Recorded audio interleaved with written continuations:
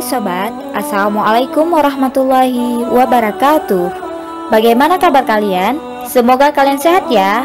Terima kasih sudah klik video ini. Mari bagikan pengetahuan Islam dengan cara like, share, and subscribe channel Kepoin Islam. Semoga bermanfaat bagi kita semua. Kepoin Islam yuk.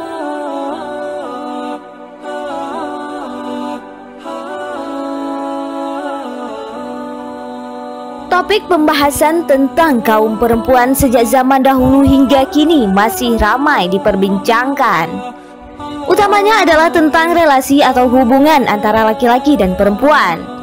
Persamaan hak dalam berbagai bidang, baik di bidang ekonomi, politik, sosial, budaya, dan lain sebagainya. Nasib perempuan sebelum datangnya agama Islam bagaikan sebuah benda yang bebas diperlakukan apa saja oleh pihak lelaki. Dan posisinya pun menjadi kelompok kelas 2. Perempuan tugasnya hanya melayani lelaki dan harus siap kapanpun saat diperlukan. Kondisi ini tentu saja sangat memprihatinkan. Bahkan kesan kebencian terhadap perempuan begitu kental mewarnai kehidupan manusia di zaman jahiliyah.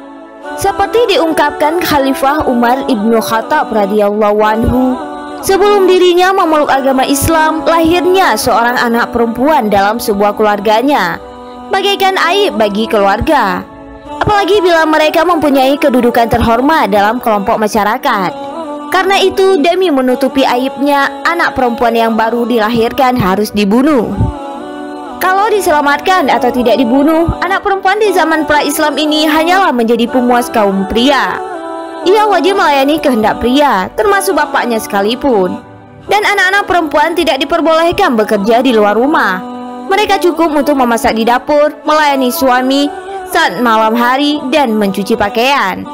Tak heran bila kemudian muncul ada gium bahwa perempuan itu tugasnya hanya di dapur, di sumur, dan di kasur. Pada zaman Yunani kuno, martabat perempuan sungguh sangat rendah.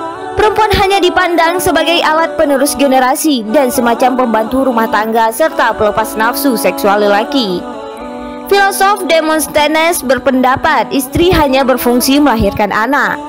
Aristoteles menganggap perempuan sederajat dengan hamba sahaya. Filosof lainnya, Plato, menilai kehormatan lelaki pada kemampuannya memerintah. Sedangkan kehormatan perempuan menurutnya adalah pada kemampuannya melakukan pekerjaan-pekerjaan yang sederhana dan hina sambil terdiam tanpa bicara. Berikut 5 fakta kehidupan wanita sebelum Islam datang.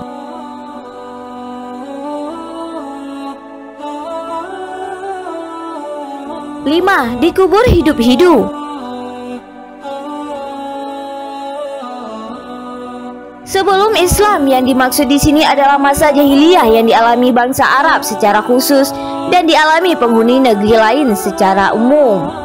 Ketika itu manusia dalam keadaan fatrah atau kosong dari para rasul. Jalan-jalan kehidupan rusak. Allah Subhanahu wa taala telah melihat mereka sebagaimana yang terdapat dalam hadis.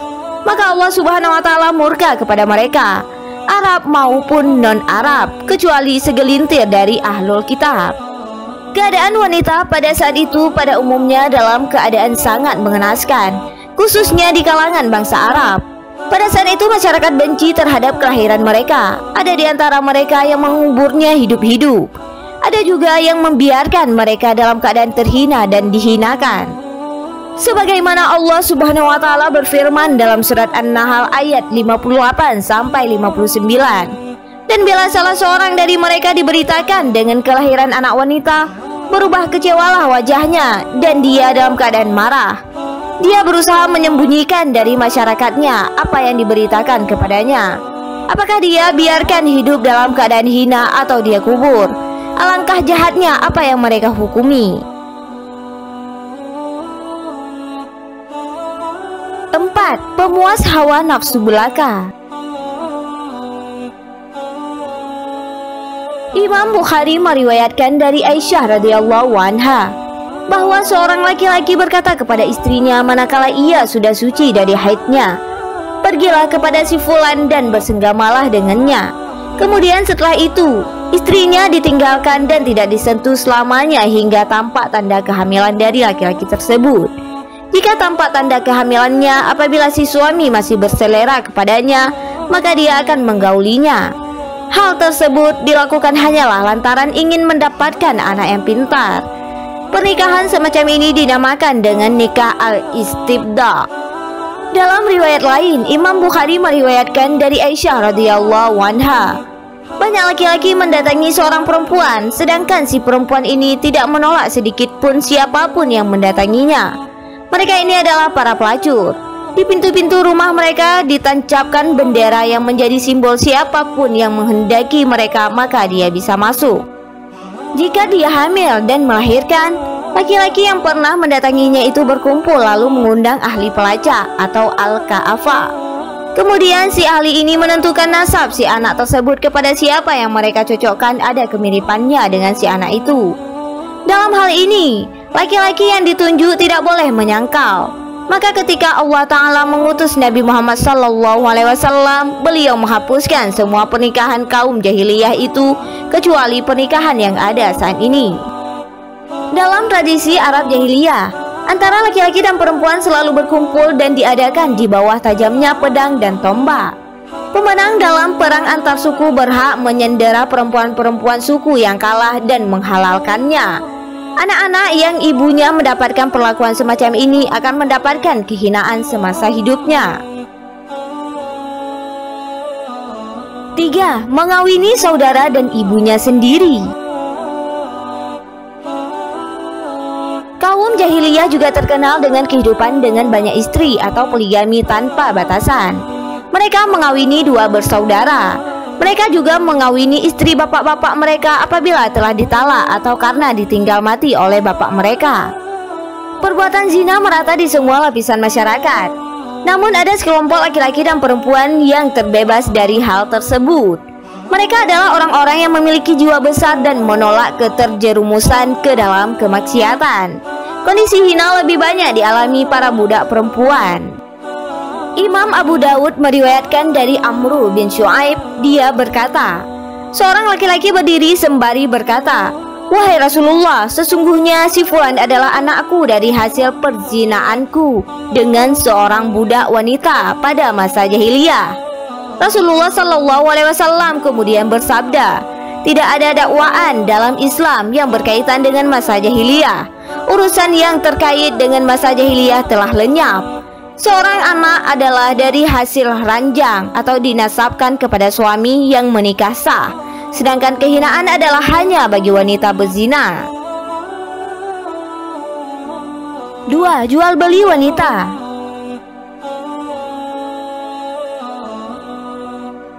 Adapun wanita, menurut orang-orang Yahudi bahwa wanita adalah makhluk terendah dan hina. Wanita ibarat barang tak berharga yang dapat dibeli di pasar-pasar.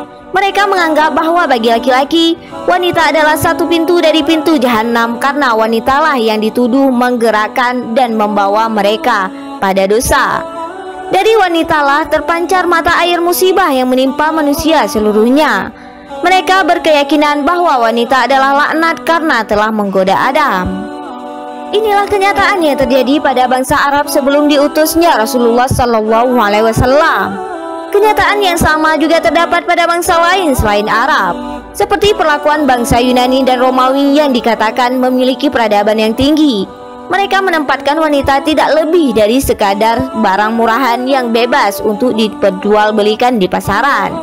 Wanita di sisi mereka tidak memiliki kemerdekaan dan kedudukan, tidak pula diberi hak waris. 1. Tidak mendapatkan warisan. Kalau di masa jahiliyah, anak perempuan tidak mendapatkan jatah waris. Ini adalah efek dari mendapatkan bayi perempuan hingga mesti menahan malu dan hina. Ibnu Katsir menyatakan, orang jahiliyah menjadikan seluruh jatah waris untuk laki-laki. Perempuan tidak mendapatkan jatah sama sekali. Allah Subhanahu wa Ta'ala berfirman dalam surat At-Takwir ayat 8-9. Dan apabila bayi-bayi perempuan yang dikubur hidup-hidup ditanya, karena dosa apakah dia dibunuh? Mereka orang musyrik kalau mendapati anak perempuan yang lahir, mereka kubur hidup-hidup. Jika selamat dari siksaan seperti itu, maka anak perempuan itu akan hidup dalam keadaan hina. Contohnya diperlakukan dengan tidak menambahkan hak waris. Setelah Islam datang, anak perempuan akhirnya mendapatkan jatah waris.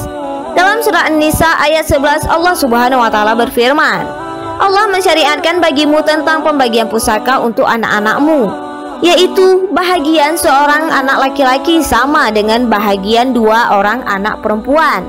Dan jika anak itu semuanya perempuan lebih dari 2, maka bagi mereka 2/3 dari harta yang ditinggalkan. Jika anak perempuan itu seorang saja, maka ia memperoleh separuh harta. Ibnu Katsir menyebutkan alasan kenapa sampai jatah laki-laki dibuat 2 kali dari perempuan. Itu karena kebutuhan laki-laki yang begitu besar. Ia mesti menanggung nafkah keluarga, bisa untuk ia berdagang dan mencari kerja. Ia mesti menanggung berbagai beban berat. Jadinya wajar kalau jatah laki-laki 2 kali dari perempuan. Nauzubillah, sungguh hina derajat perempuan di masa belum datangnya Islam. Dan Allah Subhanahu wa taala mengangkat derajat semua manusia dengan hanya menilai dari ketakwaannya saja. Semoga kita semua termasuk orang-orang yang ditinggikan derajatnya oleh Allah karena ketakwaan. Amin amin ya rabbal alamin. Wallahu a'lam bishawab.